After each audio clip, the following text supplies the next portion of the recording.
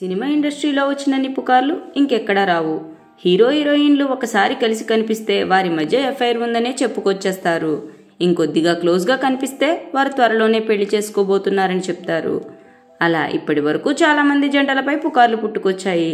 కేవలం ఇవే కాదు, ఆ హీరో ఈ నటికి గిల్లు గిఫ్ట్గా ఇచ్చాడట, లేదంటే కారు గిఫ్ట్గా ఇచ్చాడట, సినిమాలో ఆఫర్ కోసం ఆమె ఇది అడిగిందట, అది అడిగిందట అని ఇలా చాలా రకాల పుకార్లు వింటూనే ఉంటాము.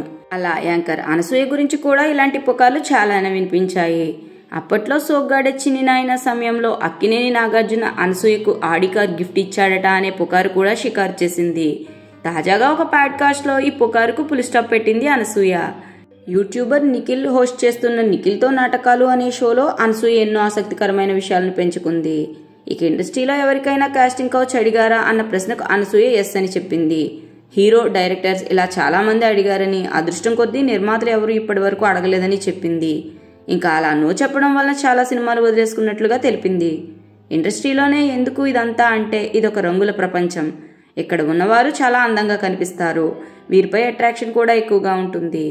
నాకు 9వ తరగతిలోనే ప్రపోజల్ స్టార్ట్ అయ్యాయి. ఇలా నో చెప్పడం వలన నాకు సినిమాలు ఇవ్వని వారు చాలామందే ఉన్నారు. అయితే వారికి నో ఎలా చెప్పాలనేది కూడా చెప్తాను. నేను ఇదే ఫాలో అవుతాను. ఎవరైనా హీరో నన్ను కాస్టింగ్ కౌచ్ గురించి అడిగారు అంటే లేదు లేదు అలా నేను చేయను అని ఒక ఫ్రెండ్గా చెప్తాను. నాకు బంధాల గురించి బాగా తెలుసు. దీన్నే టార్గెట్గా పెట్టుకోవాలని ఉండదు. అడిగాడు, నేను నో చెప్పాను, ఇక అంతే, దాంతో ముగిసిపోయింది. ఆ తరువాత వాళ్ళు నార్మల్గా మాట్లాడతారు, నేను నార్మల్గానే మాట్లాడతాను. ఇప్పటికీ వాళ్లలో నాకు ఫ్రెండ్స్ ఉన్నారని చెప్పుకొచ్చింది అనసూయ. ఇండస్ట్రీలో అయితే చాలా రూమర్స్ వస్తాయి. అలాంటివి మీ వరకు వస్తాయా అన్న ప్రశ్నకు సమాధానం ఇస్తూ నేను చాలాసార్లు చూశాను.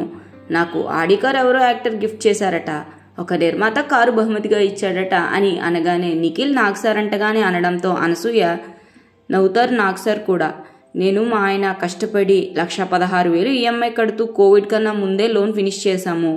మేము చాలా హార్డ్ వర్క్ చేసే మనుషులం. లగ్జరీగా ఉండాలని కోరుకుంటాం. దానికి తగ్గట్టుగానే కష్టపడతాం.